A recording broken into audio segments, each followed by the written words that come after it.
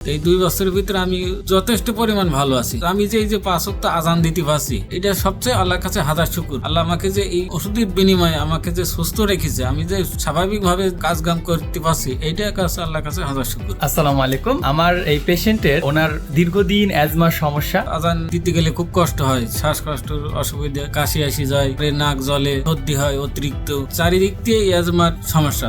আর গলার ভিতরে মনে হয় যেন টুপলা মতন চলে আসে, এই কাশি আসি যায়। কিন্তু এই ওষুধ খাওয়ার পরে গত 2 বছর হতে চলল, এই 2 বছরের ভিতরে আমি যথেষ্ট পরিমাণ ভালো আছি। ওষুধের বিনিময়ে আমাকে যে সুস্থ রেখেছে, আমি যে স্বাভাবিকভাবে কাজকাম করতে পারছি, এইটার কাছে আল্লাহর কাছে হাজার শুকর। ভাইয়ের বাসা কোথায়? চুয়াডাঙ্গা জেলা, আলমডাঙ্গা থানা, রৈতনপুর। আচ্ছা, ভাইয়ের নাম কি?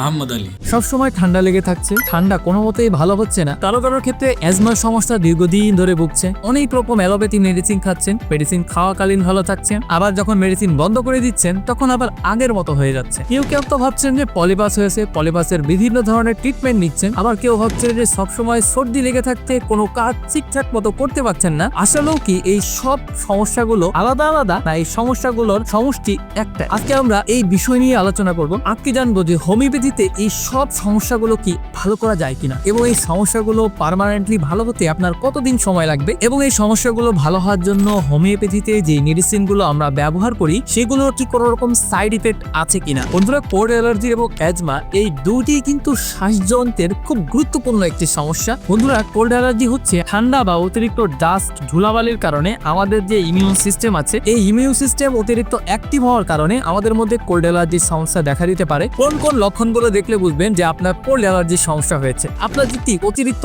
নাক বন্ধ হয়ে থাকে, চোখ লাল হয়ে যেতে পারে, কাশির সমস্যা হতে পারে, গলা খারাপ হয়ে যেতে পারে। বন্ধুরা, এই সমস্যা যদি আপনার হয়ে যায় তাহলে কি হোমিওপ্যাথি দিয়ে সম্পূর্ণ পরিমাণে ভালো করা সম্ভব কিনা? জি হ্যাঁ, হোমিওপ্যাথি দিয়ে এই সমস্যাটা সম্পূর্ণ পরিমাণে পার্মানেন্টলি ভালো করা সম্ভব। এটি আমার ক্লিনিক্যাল এক্সপিরিয়েন্স দিয়েই আমি বলছি। আমাদের অসংখ্য পেশেন্ট এরকম সুস্থ হচ্ছে এবং এখনো প্রতিনিয়ত আমাদের এরকম অ্যাজমার পেশেন্ট তো তারা ট্রিটমেন্ট নিচ্ছে। তো আলহামদুলিল্লাহ, আমরা হোমিওপ্যাথিতে যে মেডিসিন গুলো ব্যবহার করছি সেগুলো একটা কম্বাইন প্যাকে আমাদের ওয়েবসাইটে দিয়ে দিয়েছি। আমাদের ওয়েবসাইট ভিজিট করে আপনি কিন্তু এই অ্যালার্জি এবং শ্বাসকষ্ট যে সমস্যাটা আছে এটার মেডিসিনটা কিন্তু অর্ডার করতে পারেন। এই সমস্যাটার ক্ষেত্রে আপনি কয়েকদিনের মধ্যেই খুব ভালো একটা রেজাল্ট পাবেন এবং এটার ক্ষেত্রে কোনো পার্শ্ব প্রতিক্রিয়া নেই। মেডিসিনটা অর্ডার করতে কিন্তু আপনি স্ক্রিনে দেওয়া নাম্বারে সরাসরি আমাদের সাথেও কথা বলতে পারেন।